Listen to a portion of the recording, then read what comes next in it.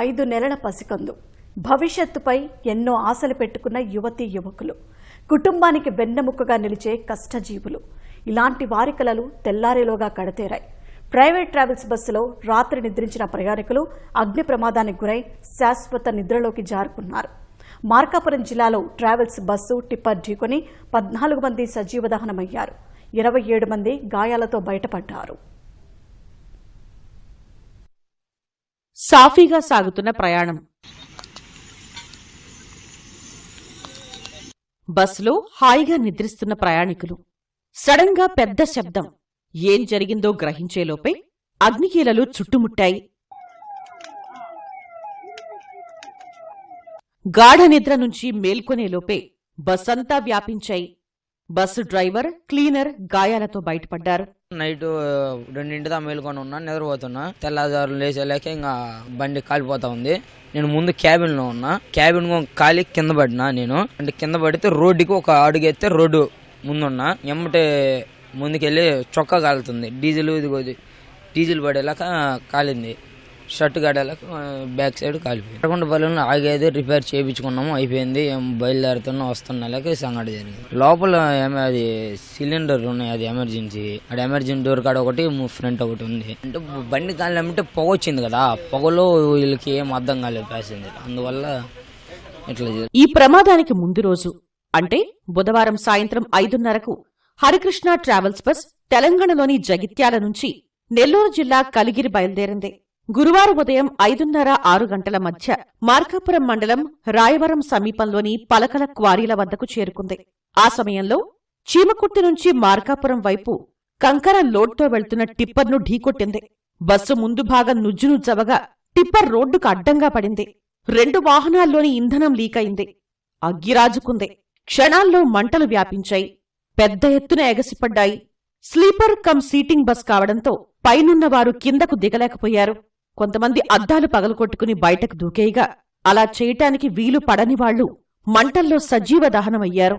నేను, అమ్మ, మళ్ళీ చిన్నమ్మమ్మ వాళ్ళ అల్లుడు, వాళ్ళ ముగ్గురు, 5గురు వస్తున్నాం ఆర్మూర్ నుంచి.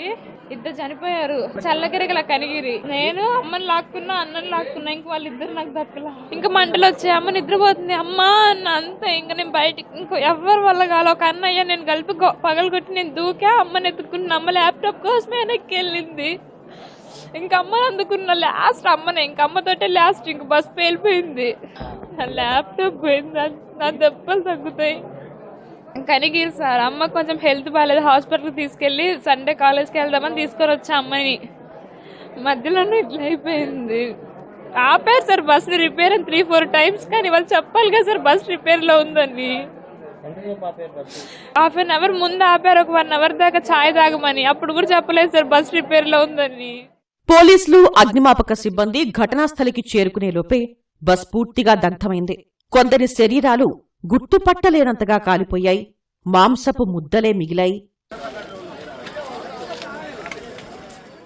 మృతదేహాలను బస్ నుంచి ఒక్కొక్కటిగా పోలీసులు బయటకు తీశారు. మార్కాపురం ప్రభుత్వ ఆసుపత్రికి తరలించారు.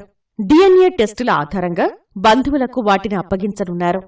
డ్రైవర్ లెఫ్ట్ సైడ్ స్లో చేసుకుని లెఫ్ట్ సైడ్ వెళ్ళాలి. టర్న్ వచ్చినప్పుడు అతను రైట్ కొట్టేశాడు. రైట్ రావడం వల్ల ఎదురుగా వస్తున్నటువంటి టిప్పర్ లారీ కూడా హెడ్ ఆన్ కొలిషన్ అవాయిడ్ చేయడం అని చెప్పేసి అతను కూడా రైట్ తీసుకోవడం జరిగింది. రైట్ తీసుకుంటే దానికి ఈ బస్ వెళ్ళి డైరెక్ట్ గా డీజిల్ ట్యాంక్ ని హిట్ చేయడం, ఇమీడియట్ గా బస్ట్ అవడం, డీజిల్ అంతా కూడా బస్ లోకి స్పిల్ ఓవర్ అవడం, ఇమీడియట్ గా ఫైర్ క్యాచ్ అయింది అనేది మనకు ప్రిలిమినరీ ఇన్ఫర్మేషన్. బస్ కండిషన్స్ బాగోపోయినా, ఫిట్నెస్ లేకుండా ట్రావెల్ నడిపిస్తుంటే కనుక చట్టపరంగా యాక్షన్ తీసుకుంటారు. రక్త సంబంధికులు అంటే తండ్రి గాని, లేకపోతే తల్లి గాని, బ్రదర్ గాని, సిస్టర్ గాని వాళ్ళని పిలిపించుకొని వాళ్ళ శాంపిల్స్ ఇక్కడ కలెక్ట్ చేశారు. ఫోరెన్సిక్ గుంటూరు నుంచి వచ్చారు. ఈ శాంపిల్స్ తీసుకున్న తర్వాత ఇప్పుడు అక్కడ పోస్ట్ మార్టం అయిపోయింది.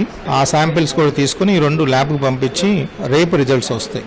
రేపు రిజల్ట్స్ వచ్చిన తర్వాత ఎవరి బాడీ ఏంటని చూసుకుని వాళ్ళకి హ్యాండ్ ఓవర్ చేయడం. ప్రమాద సమయంలో బస్సులో మొత్తం 41 మంది ఉన్నారు.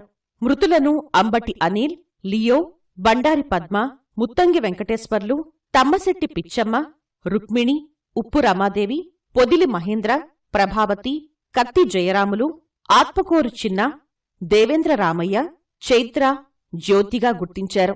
బస్ కండిషన్ సరిగా లేదని డ్రైవర్తో ప్రయాణికులు ముందుగానే చెప్పినట్లు తెలిసింది. మార్గం మధ్యలో ఎర్రగొండపాలెం వద్ద గంటసేపు నిలిపివేసి డ్రైవర్, క్లీనర్ మరమ్మతులు కూడా చేశారు. ఆ తర్వాత దాదాపు గంటసేపటికే బస్ ప్రమాదానికి గురైంది. స్టీరింగ్ స్ట్రక్ అవ్వడం వల్లే ప్రమాదమని బస్ డ్రైవర్ చెప్పినట్లు తెలుస్తోంది.